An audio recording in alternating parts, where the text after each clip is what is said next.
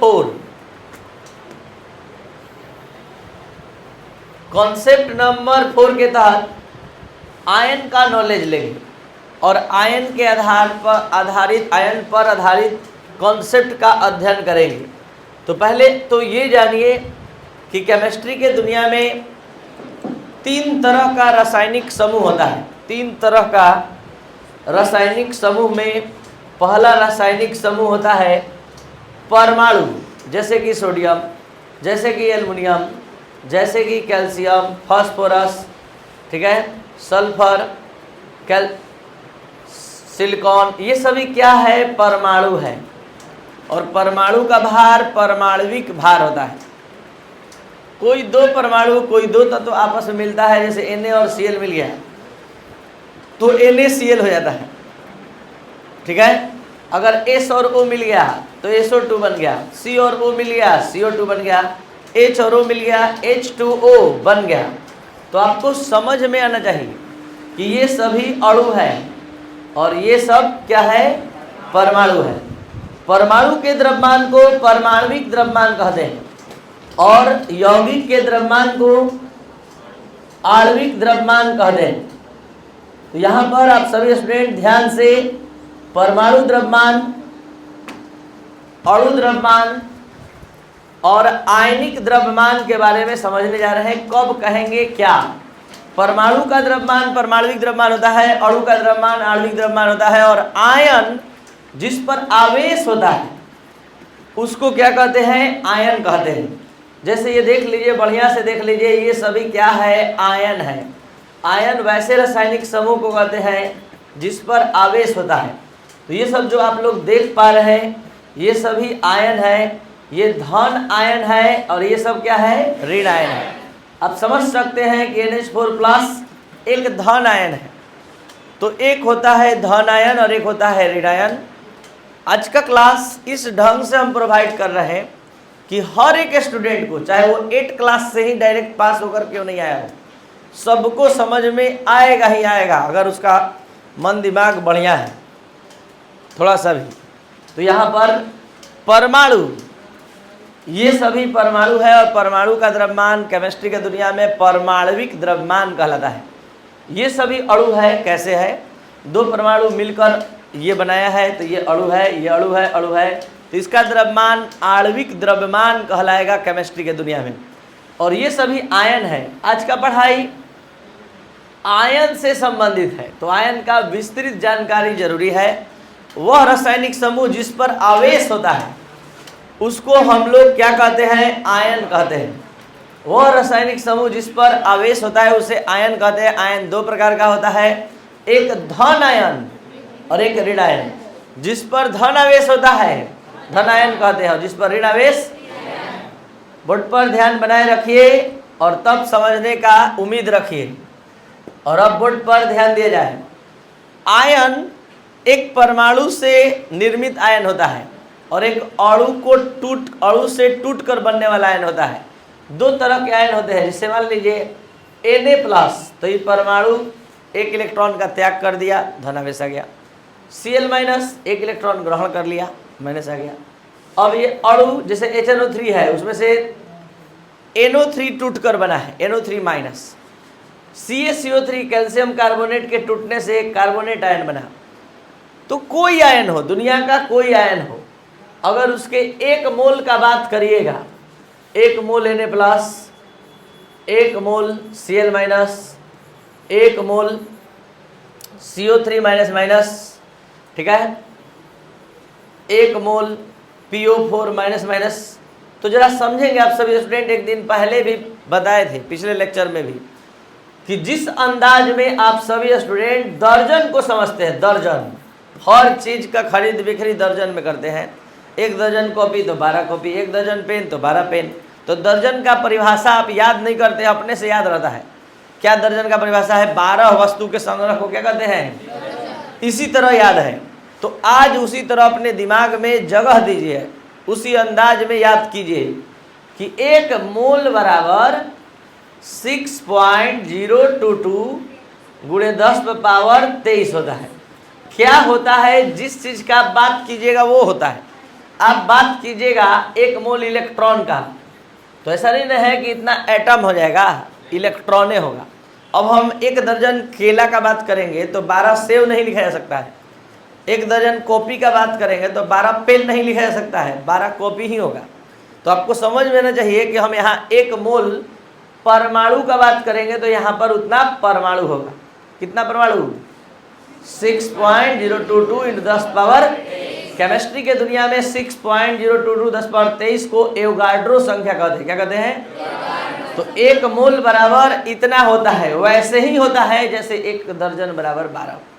तो आप 1 दर्जन बराबर 12 कभी नहीं याद करते हैं, क्योंकि आप अपने डेली लाइफ में, दैनिक जीवन में हमेशा खरीद बिक्री दर्जन में करते हैं, तो दर्जन याद नहीं करना पड़ता है। लेकिन इसको याद करना पड़ेगा, जैसे आपको समझ में आ जाएगा कि जैसे 1 दर्जन बराबर 12 होता है, वैसे ही 1 मोल बराबर 6.022 10 पावर 23 होता है। क्या होता है? तो जिस चीज़ का आप बात कीजिएगा वो होता है। आप बात कर रहे हैं 1 मोल आदमी, तो इतने आदमी का बोध होगा। आप बात कर रहे हैं 1 मोल आयन, तो इतने आयन का बोध होगा। तो हम यहाँ आयन के संदर्भ में मोल कॉन्सेप्ट का कॉन्सेप्ट नंबर 4 समझाने जा रहे हैं। ध्यान से आप समझेंगे तो बहुत मजा आएगा आगे चल के क्वेश्चन बनाने में। आपके सामने 5 आयन मौजूद है, पांचों का 1-1 मोल ले लिए हैं। आप में इतना समझ भर दिए हैं कि आप 1 मोल बराबर सोडियम बराबर बोल सकते हैं × 10 पावर 23 आयन। 1 मोल क्लोरीन माइनस बराबर 6.022 10 पावर 23 आयन। 1 मोल NO3 माइनस बराबर, दुनिया का कोई आयन का 1 मोल लेंगे तो इतना ही आयन मिलेगा। यही आज आपने सीखा, समझा। अब आप एक क्वेश्चन जैसे ही बनाएंगे, आपको हमारा बताया हुआ हर एक बात समझ में आने लगेगा। जैसे क्वेश्चन देखा जाए, सबसे पहले आपने जो सीखा देख लीजिए। किसी आयन का 1 मोल बराबर 6.022 10 पावर 23 आयन। ये 5 एग्जाम्पल समझने का क्षमता आप में आ गया। 1 मोल Na+, 1 मोल SO3-, 1 मोल PO4-, 1 मोल L+++, 1 मोल Cl-, ये सब क्या है? परमाणु है, अणु है, आयन है? आयन है। तो आयन के 1 मोल में इतना आयन होता है। अब आप इसको कितना अच्छा से समझे, इसका डिसीजन देगा ये क्वेश्चन।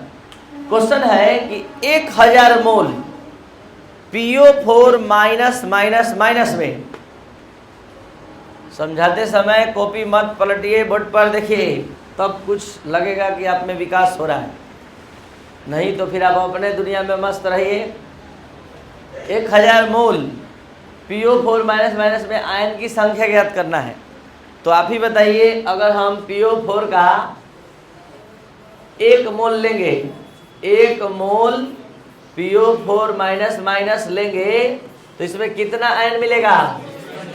तो 1 मोल में न मिलेगा, 1 मोल में न मिलेगा। हमारे पास 1 मोल नहीं, 1000 मोल है। तो जिसको इस तरह का कैलकुलेशन नहीं आता है, सीखिए, बार बार सिखा रहे हैं।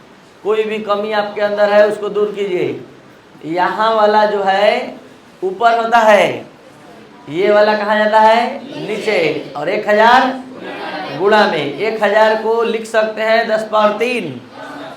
1000 लिखे चाहे 10 पावर 3 लिखे, कोई दिक्कत?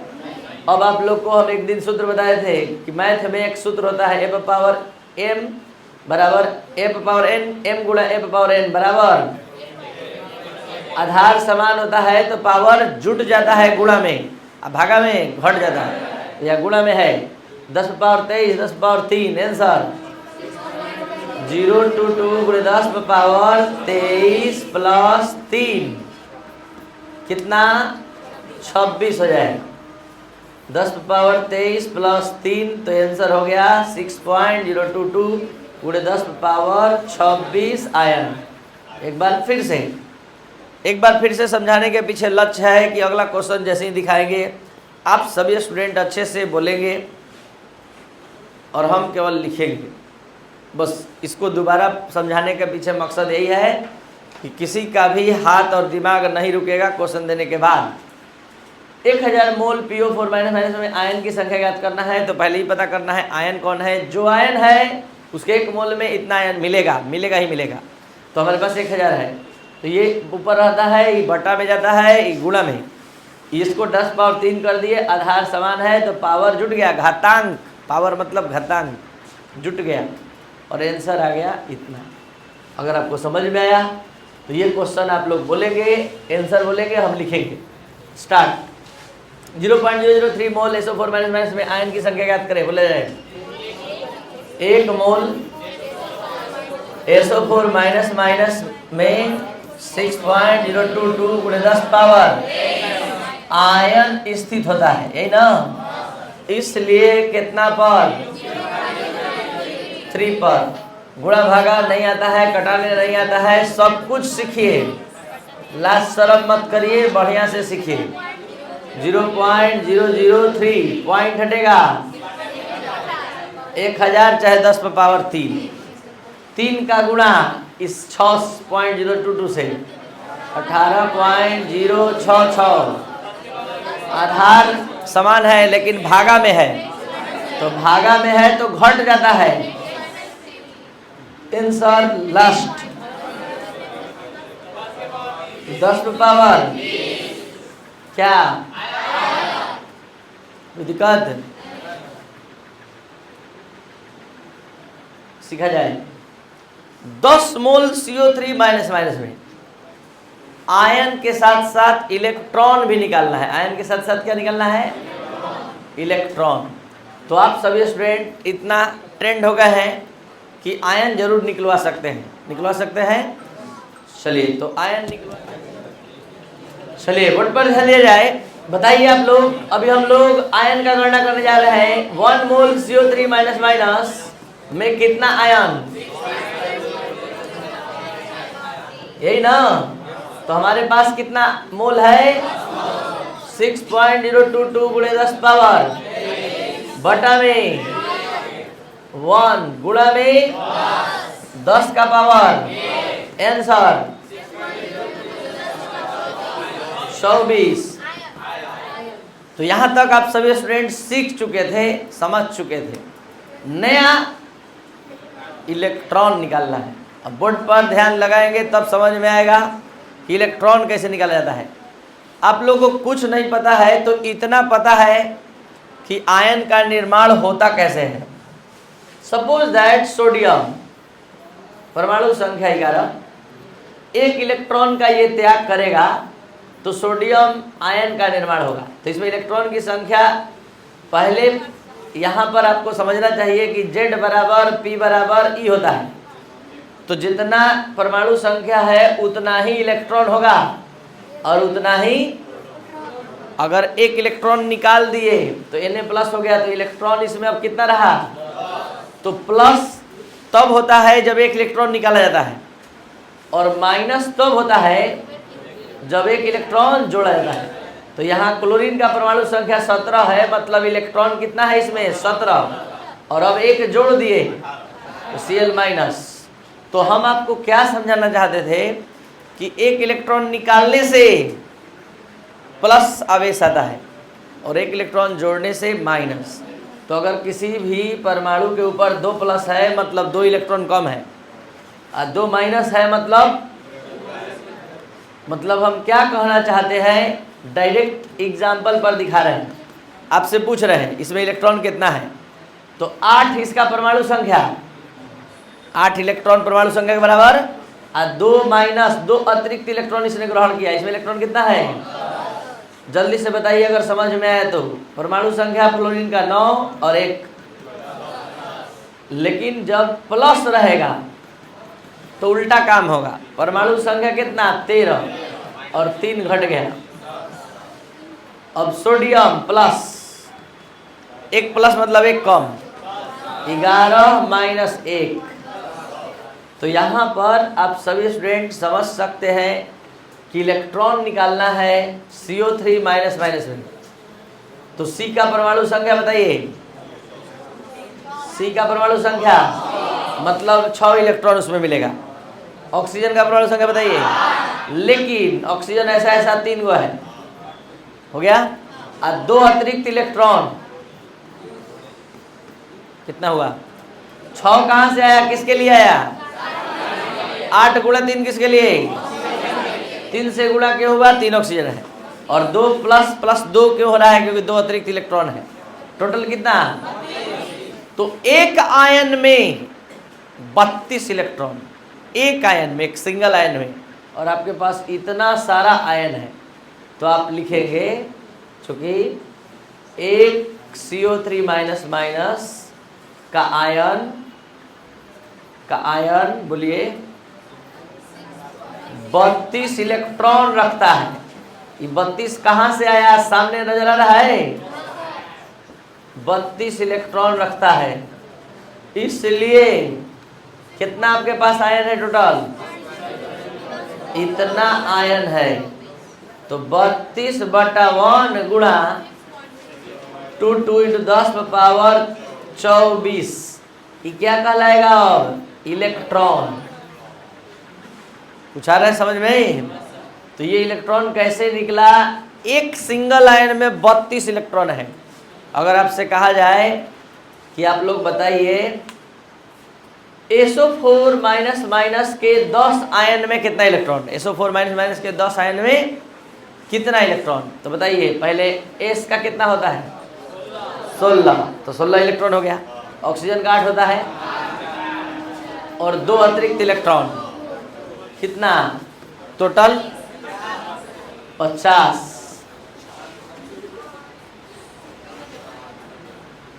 कितना आया?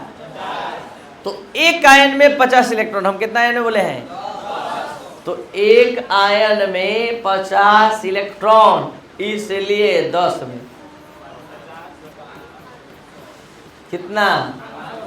क्या चीज बोलिए, समझ में आ गया? तो ये था आपका कॉन्सेप्ट नंबर 4, जिसका 0 लेवल से लेकर हाई लेवल तक आपने नॉलेज लिया। सबसे पहले आपको हम आयन निकालना सिखाए, फिर उसके बाद हम आपको धीरे धीरे इलेक्ट्रॉन की संख्या भी निकालने के लिए सिखा दिए। अब आप सभी स्टूडेंट पहले 5 एग्जाम्पल नोट करेंगे, और जो लोग इस चैनल पर नए हैं जरूर इसको शेयर और सब्सक्राइब करें। Thank you.